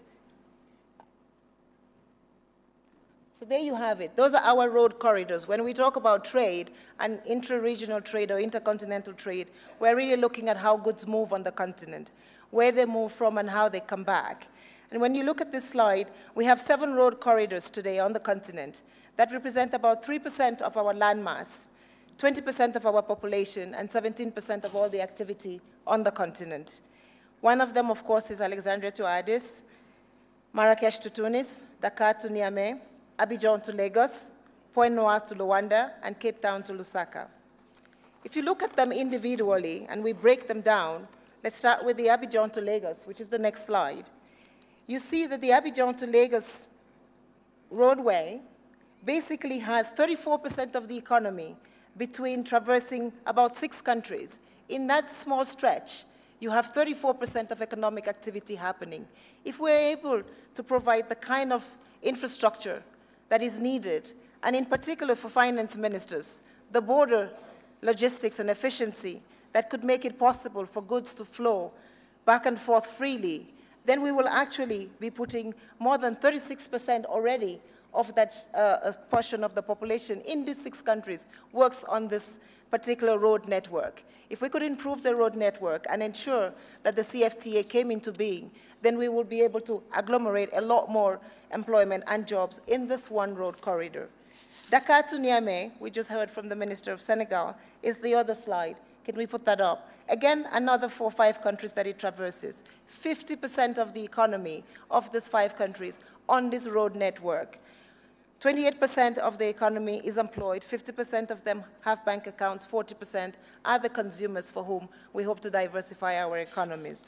Next slide is the East Africa Corridor. It is even more telling. The East Africa Corridor is also something that will eventually link up to the One Belt, One Road project, and so basically linking African continental trade to the rest of the world, and in particular Asia. This is 10% of the whole landmass of East Africa, but it has 50% of the economic activity of East Africa happens on this landmass, and it crosses 7 countries. That is why the Continental Free Trade Area is important for all of us. It is important because our people are already trading with each other. Our networks and our road networks show that there is already a lot of integration happening. The CFTA is here to ensure that we now put the institutions together that ensure that this trading and this commerce can happen in a seamless fashion. But not only is that going to happen, but we also know that when we enhance trade, when we improve these networks, we increase female literacy, because women begin to work, the roads and the trade allow for more employment by women. We have an additional 130,000 women that will be able, with simulations, to start working if we can improve on intra-Africa trade. We have about 30% of the combined population of all these countries that will have higher incomes. And this is the jobs and prosperity part of the CFTA. Because as we know, Agenda 2063 says we want to leave no one behind. So we must make sure that we learn from the others. And as Cheikh Anta Diop once said, intellectuals ought to study the past, not for the pleasure in doing so, but to derive lessons from the past. Cheikh Anta Diop, of course, was a great Senegalese Pan-Africanist. At the time, he was fighting for political independence. We are now still talking about Pan-Africanism, but an economic one. We have learned from the past, and we know that if you do free trade agreements and you leave some people behind, there will be a backlash. So what we are now doing is saying, how can we do this and ensure that we also bring everybody else with us? We ensure that the women and the youth can get jobs out of the CFTA. We have heard this morning that to do that, we need to strengthen our institutions. We need to ensure that our customs and our tax systems work. We need to ensure that the gains from the CFTA are equally distributed across the continent. Part of this year's basic theme of the African Union, and again, I thank the Deputy Chairperson for being with us, is about anti-corruption. We know that corruption hurts us the most at our borders, with our customs unions, with our revenue offices. For us to ensure that the CFTA is effective and works well, we will have to ensure that corruption is stemmed from these agencies that are going to make it happen. So again, I think we are doing a lot of work to make sure that as we move towards boosting intra-Africa trade, a big element of that, Deputy Chairperson, is fighting corruption and winning the fight against corruption.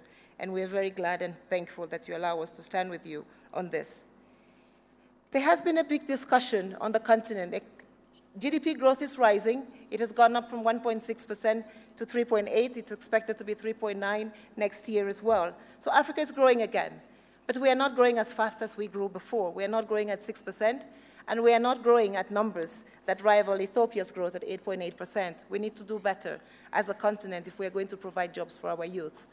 And this new economic Pan-Africanism is really about ensuring that we can create the kinds of jobs that ensure that the youth can be employed. It is not necessarily only jobs in the manufacturing sector. We know that the service sector is also growing and growing very fast on the continent. The CFTA is also a lot about the service sector and how the service sector will provide the jobs that are needed for the youth. Increasingly, the work in the economic literature shows that as manufacturing begins to stabilize, the service sector actually is an area where we can get much higher productivity gains and much higher increases in revenue. So the CFTA looks at both manufacturing and the service sector as a way of pulling Africa out of the slow growth period into a higher growth environment. We hope that with the Ministers of Finance here today, we can find a way and a means to work together to help us we do the ratification, that you also open the borders, that you ensure that goods can move from one place to the other. As we will hear from the Irish governor of the central bank, not everything needs to be produced in one location. We're going to have value chains. The South African region is now talking about pharmaceutical value chains. We're talking about mineral valuation and mineral beneficiation on the continent. I think that the Minister of Ghana talked about fertilizer, using phosphates from Morocco, gas from Ghana, and nitrates from Mozambique to ensure that we can get fertilizer on the continent. This is the promise of the CFTA, that we will be proud of talking about made in Africa because we will have a supply chain that traverses the continent. It is on that note, Excellencies, ladies and gentlemen, that the ECA is also trying to repurpose itself, reshape itself to ensure that we can respond to the requests of the countries and our member states in answering the questions that will be needed to make sure that we can get quickly to the ratification of the CFTA. We have 8 to make the first 10 and 22 to get to Mauritania. What is ECA doing? We have restructured ourselves. We are working more on the issues of governance. Deputy Chairperson, you will be happy to know that governance is now front and center of the work that we do. We have also decided to create a private sector division at the ECA to be able to answer and respond to some of the requests of our member states about how we can ensure that we bring the private sector. After all, the CFTA is about trade, it's about manufacturing. It is essentially about getting the private sector to get our youths to work. So we want to ensure that we can create the right environment for this to work. Secondly, we have decided to pick up 5 strategic directions for the ECA. The first strategic direction, as I said, is retooling the staff of the ECA to be able to move into this new Pan-African environment where we'll be talking about capital markets, artificial intelligence, new technology. How can Africa increase its productivity using these new tools in the market to leapfrog? We don't necessarily need to go at the pace of East Asia. We can do faster, we can do better. And the ECA is retooling itself for that. The second is to ensure that we maintain macroeconomic stability and fiscal prudence. Of course, for us to be able to grow, and we heard from the governor again of the central bank this morning, what happens when you have a crisis. And he did say crises will come, but we have to make sure that we have the institutions that ensure that we have some resilience behind us when those crises come. Our third strategic direction is on infrastructure and innovative financing. We need to be able to innovate and find new ways of financing our growth and our development and ensuring that the youth of tomorrow have hope and prosperity on the continent and not somewhere else. So we are working to ensure that no one is left behind. The vulnerable are included, the women, the youth, and the elderly. Our fourth strategic direction is transboundary issues. We know today that the continent is plagued by a number of transboundary issues.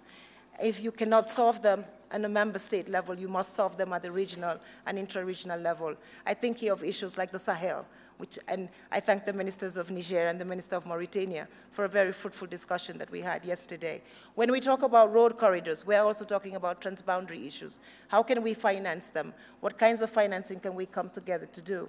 We mentioned the success stories of the OMVS and other regions that are managing transboundary assets. We need to do more, we need to do better. I think here in Ethiopia, we are also talking about the management of a transboundary asset, which is the Nile Valley, and the energy that it can provide to power the CFTA. To do the CFTA, we must power Africa with a lot more energy, and we know that a lot of the investment that is going to come from that is going to need transboundary agreements. How do we do that? ECA is positioning itself to be able to support countries and the region to do that. And finally, there is a lot of talk about Africa and what Africa is doing and not doing, but we need global advocates. We need to be able to advocate for Africa on the global stage, at the G20, at the IMF, at the World Bank, at the G7.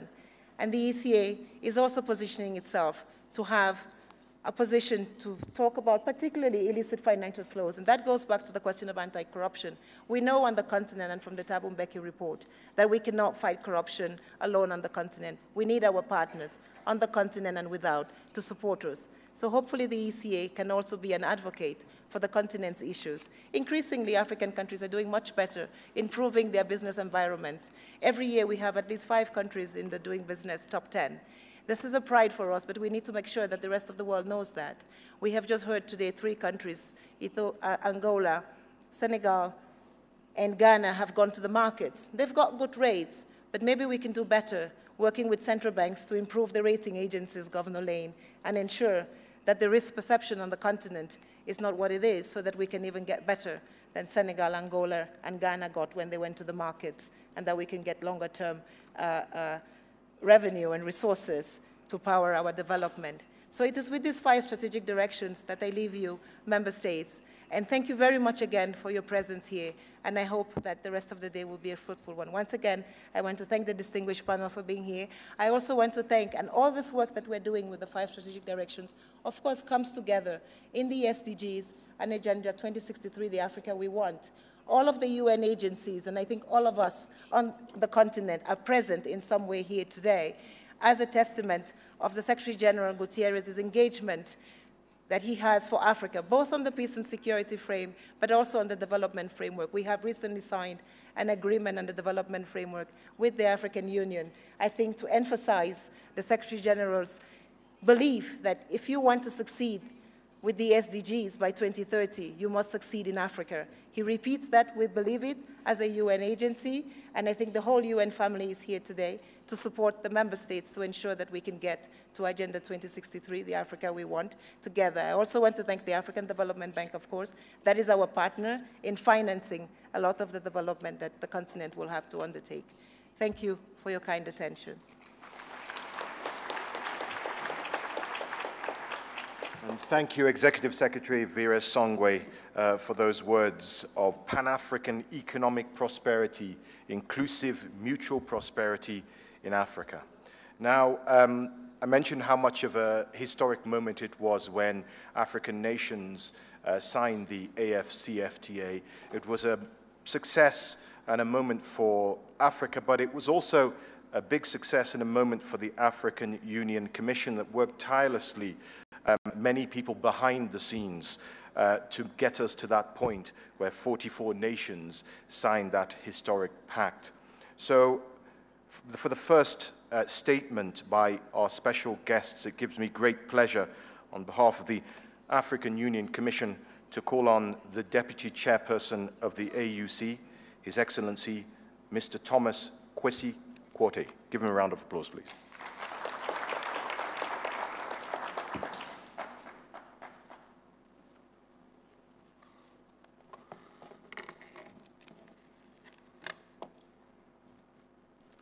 Good morning, everybody. Your Excellency, the Right Honorable Dr. Abiy Ahmed, Prime Minister of the Federal Democratic Republic of Ethiopia, Your Excellency, my dear sister, Dr. Vera Songwe, Executive Secretary of the ECA, Honorable Ministers of Finance, colleague commissioners, distinguished ladies and gentlemen, I bring you the fraternal greetings of His Excellency Dr. Musa Faki Mahamat, who would have very much liked to be here, but has been unavoidably held up. I am delighted and honored in equal measure to be part of this engagement at developing an integrated approach to addressing our continent's challenges. The recent signing of the Continental Free Trade Area Agreement was a truly historical development, and even more historic that it happened in Kigali, one of our most beautiful and cleanest cities. We have learned that the ratification process has begun in earnest, with two countries, Kenya and Ghana, already having deposited their instruments of ratification, and more on the way. Now, Africa's ability to trade with itself, as well as with the rest of the world, will be the game changer. The potential for intra-African trade to drive value creation and development is real. But in order to trade, Africa first has to produce. And not just primary commodities. We have to process and add value.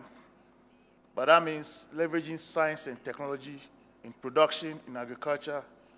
That means, above all, education for our children, for every African child. That is why it's our aim and vision to see every African child in school and staying in school. Statistical evidence, Your Excellency, show that whenever intra-African trade increased by a factor of, say, 2%, GDP rises by about 10%. So intra-African trade also tends to happen with processed goods, not just primary products. So that means intra-African trade can help and be helped by our education, our science and technology, which becomes critical. Africa's ability to do business is what is going to drive the African Continental Free Trade Area Agreement. The potential of Africa's integration into African trade are enormous if we take advantage of economies of scale, creation of job opportunities, generation of income, mobility of investment capital, and exploring a consumer market of nearly 1 billion people.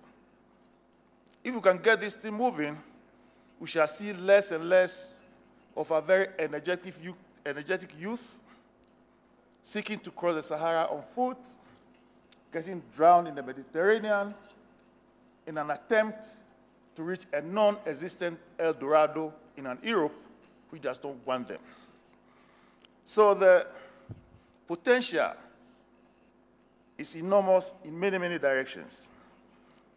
As the rest of the world appears to get more fractured, we must advance our integration agenda and advance from 55 fragmented economies into a larger market with the prospect of a combined GDP of over $3 million annually.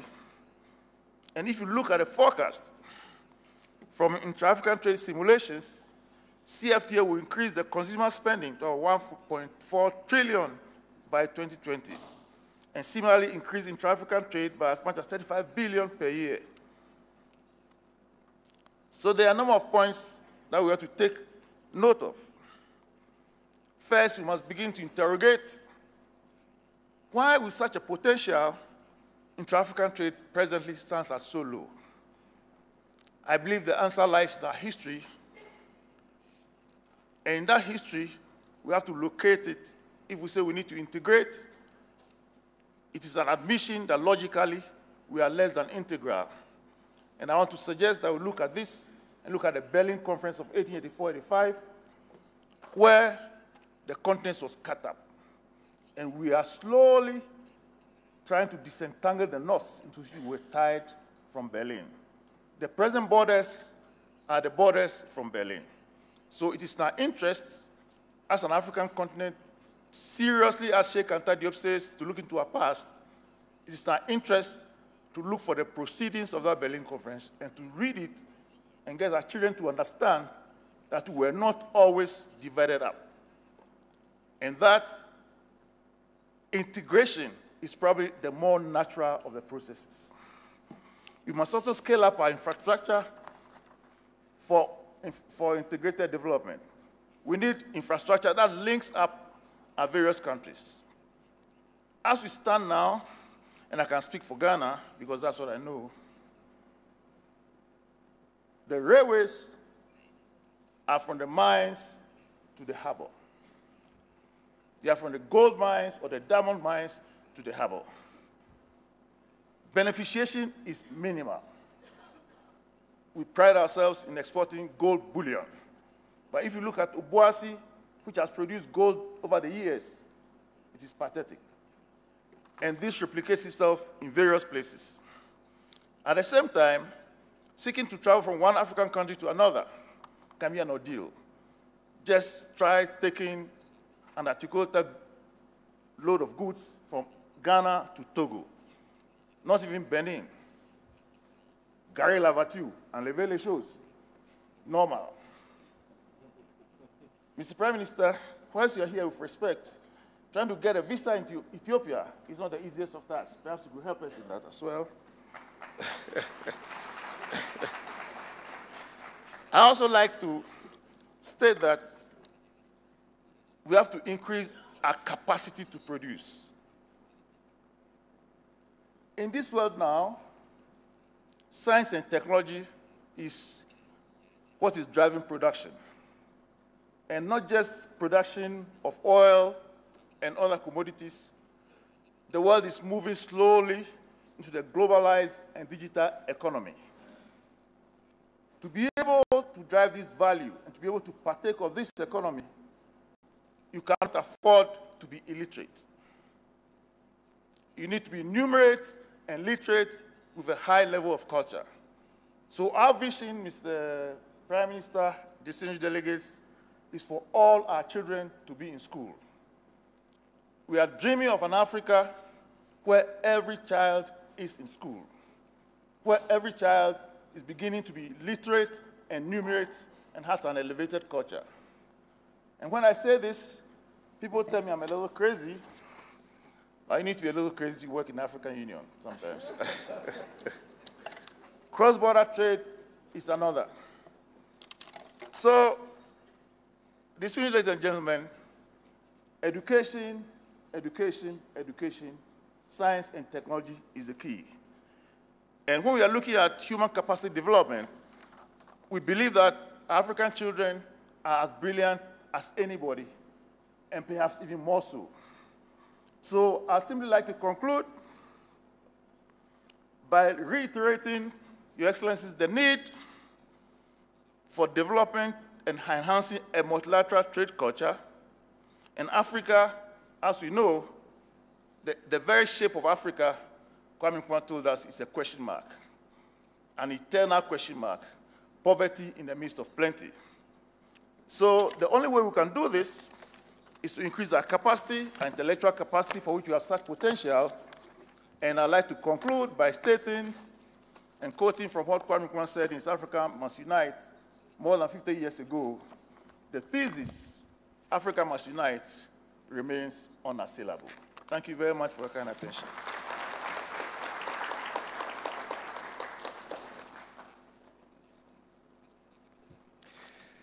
Thank you, Your Excellency, the Deputy Chairperson of the AUC, Mr. Thomas Kwesi Kwate, for those very inspiring words. It benefits us to look into our past, to see our path to the future.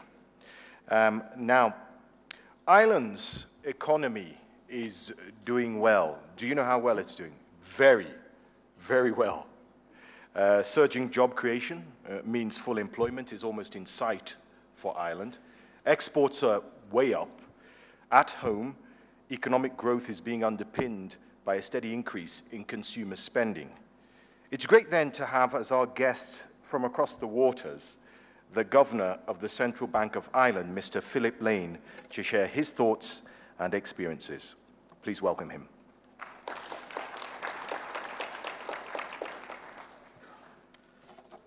Good morning. Your Excellency, Dr. Ahmed, Prime Minister of the Federal Democratic Republic of Ethiopia, Your Excellency, Dr. Songwe, Executive Secretary of the UN Economic Commission for Africa, my fellow panelists, ministers, excellencies, ladies and gentlemen. So I'm very much honored to be invited to address this conference this morning, so thank you for the invitation. The topic this morning, where we're talking about the continental free trade area, for me, what I can offer is perspective from a small country that has really benefited over the last 45 years from membership of the European Union. So in my remarks, that's what I'm going to focus on is how has membership of a free trade agreement helped us to develop? Because really, when we go back to 1973, when we joined what was then the European Economic Community, we were quite poor compared to the European average. At that point, we were the poorest member of the European area. Our income was about half of the normal European income level. We were very much dependent on exporting unprocessed agricultural products. So I'm sure some of this seems quite familiar to some of you. We were also, in terms of concentration, excessively dependent on trading with the UK. At that point, over 60% of exports went just to one market, to the UK. And really, we had a very difficult economic situation where there was high levels of unemployment, high immigration, low productivity, and essentially a lack of diversification, still, even at that point, excessive dependence on the agricultural sector. So now it's quite different. Now the population has grown quite a bit. Now our home market, rather than being the home market of 4.7 million, which is the local population, really the home market is 500 million, which is the size of the European Union. So having that large home market is so important, not just for trade within Europe, but for global trade. And let me come back to that in a minute. Because number one, there are scale effects from having a large home market.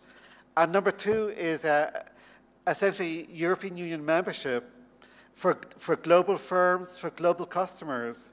That provides them with a lot of assurance, a lot of simplicity in relation to understanding the regulations and the product standards. So when they purchase something produced in Ireland, they know they don't have to work out what is the Irish regulation, what is the Irish code. They just need to know the EU code. So as I mentioned earlier on, having a convergence in regulatory standards, I think, is quite important. Now, let me emphasize is that there's a deep connection between trade and overall living standards. both for local firms and for the multinational firms that are attracted through FDI, really only through the scale possible through exporting can productivity be improved. So that this is definitely the leading sector of the economy, and the rest of the economy very much depends on progress in the exporting sector. As I mentioned earlier on, having a large exporting sector also provides stability because the exporting sector has the international customer base. So if there's a problem at home, if there's a recession at home, it provides diversification, and that's an important source of economic and financial stability. Let me mention in terms of the transformation through free trade, that has included international manufacturing. It has included a move towards higher value added in agriculture, which I know has been mentioned this morning as an important policy goal. But beyond manufacturing, what is meant is that if you do build a single market, that allows for trade in international services, international financial services, international business services, tourism, and so on. I think very importantly, the way to think about a regional or continental free trade agreement is it's a platform for trading with the world because of these scale effects. So Ireland now trades with very many countries, whereas historically it was much more dependent, especially on the UK. Let me emphasize the potential role for multinational firms. So as a small economy, the reason why multinational firms will set up in Ireland is not to serve the Irish market, although that is part of what goes on. The main goal is to be an export platform because the local market for a small economy is just too small.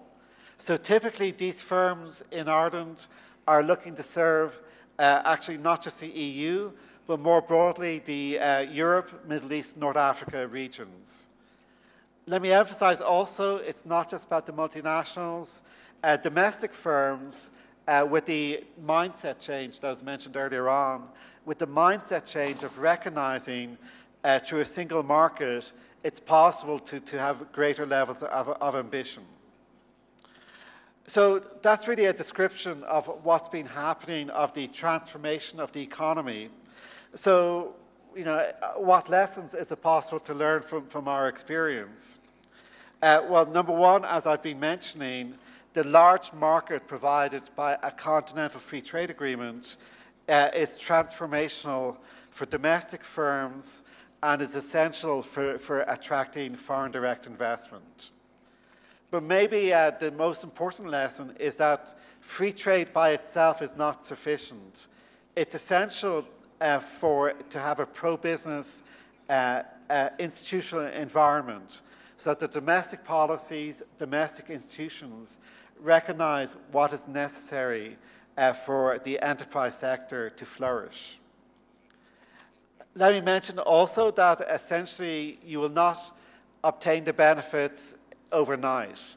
So here it's important to have the perspective and the patience to recognize that for long-term productivity, for long-term investment, it takes time.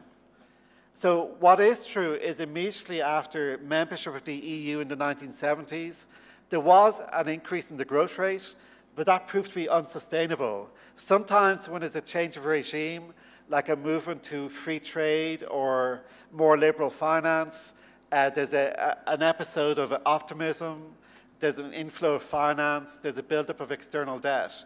We had that, and as night follows day, that led to stagnation in the 1980s. So it's important to maintain macro financial stability during those liberalization episodes, because unfortunately it can lead to temporary surges which proved to be unsustainable. So what we had was throughout the 1980s a difficult trap of low growth, high immigration, high debt. So it's only towards the end of the 1980s when the macro financial situation was stabilized and when the external conditions improved that we were able to take advantage of free trade. So think about that.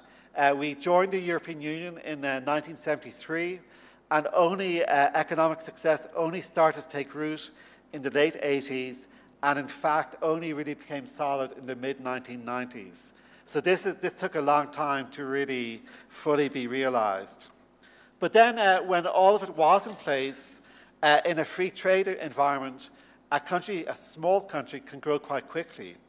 So we had a very rapid period of convergence between around 1994 and 2001. So in that period, unemployment, which looked to have been permanently high, around 17%, came down from 17 to 4. We seem to have a really long-term problem with fiscal policy. The fiscal balance came down from an 8% deficit to a surplus of nearly 3%. The debt to GDP ratio came down from 110% of GDP to under 40%.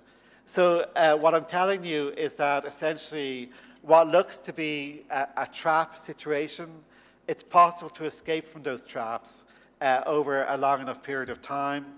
So in that period, in the late 1990s, a popular phrase by an investment banker was to call us the Celtic Tiger. So this is by analogy to the fast-growing emerging Asian economies, which has seen a rapid period of accelerated growth during the 1970s.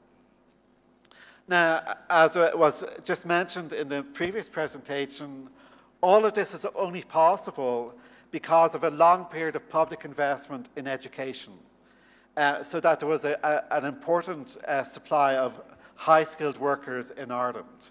Again, let me emphasize the long delay here. We've been investing in education for a long time, and in the 1980s, the fear was we are educating people who are only going to emigrate. But what it turned out was when the domestic economy improved, people came home.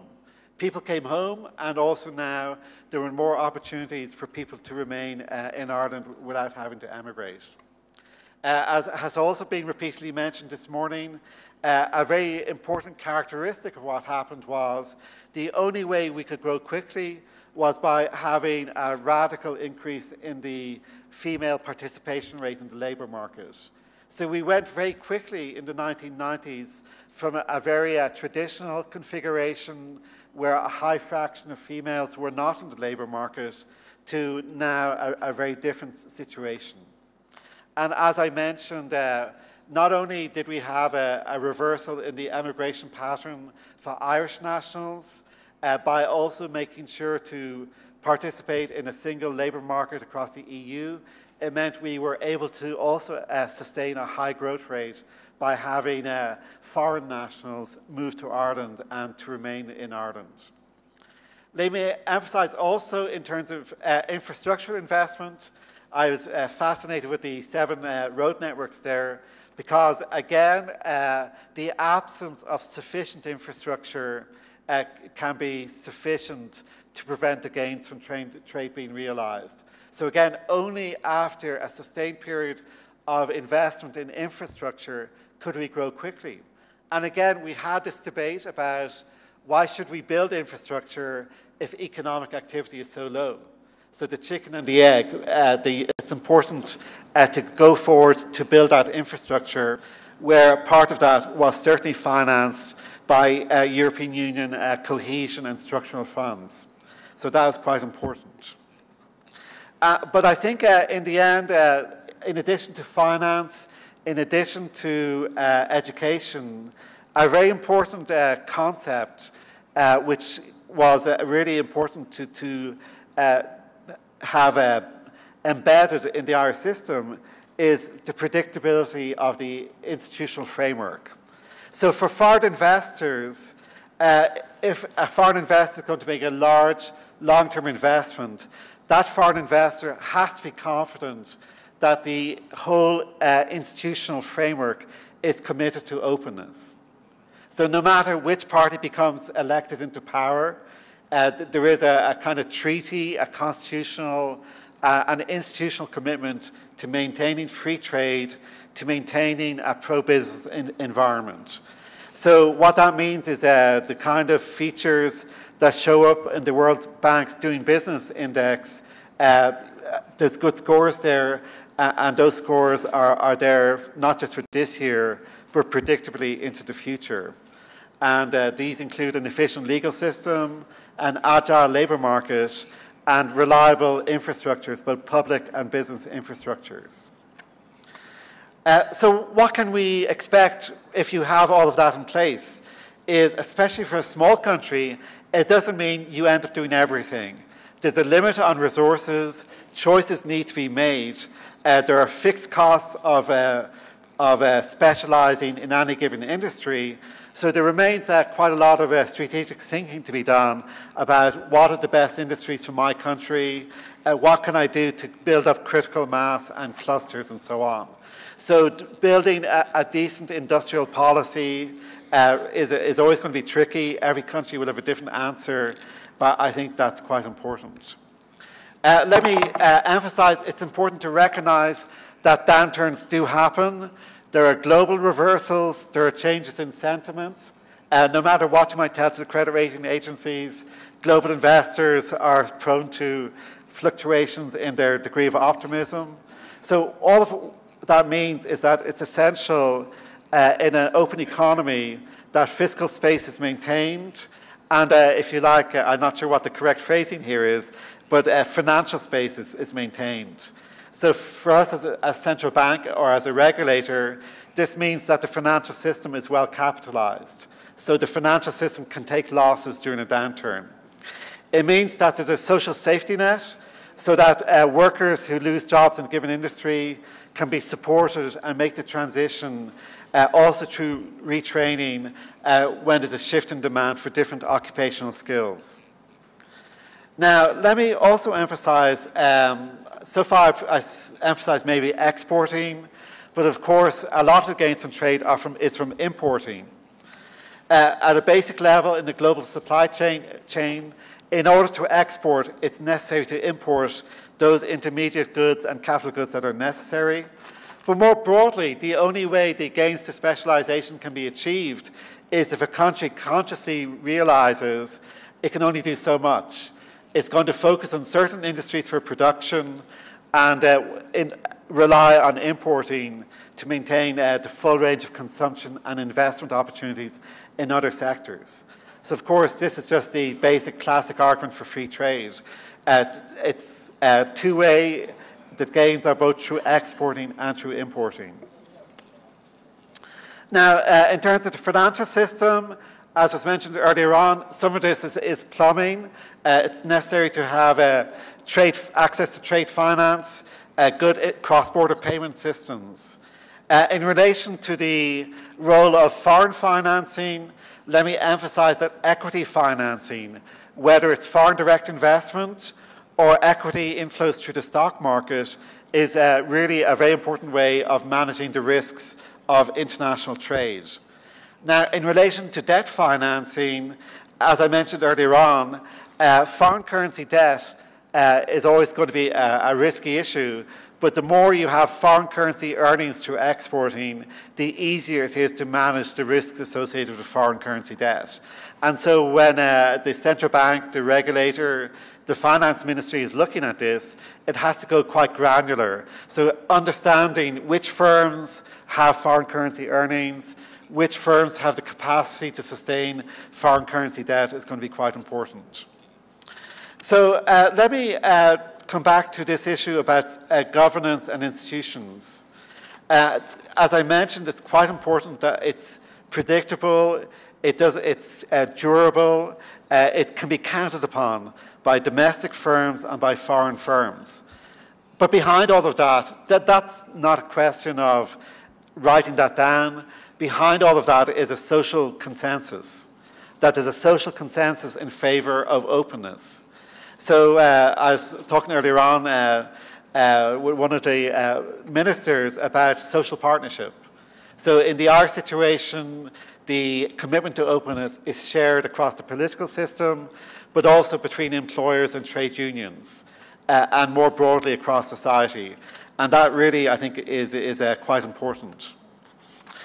So let me make one comment, which I alluded to earlier on, which is the financial system can go through a boom-bust cycle that can interact with international openness.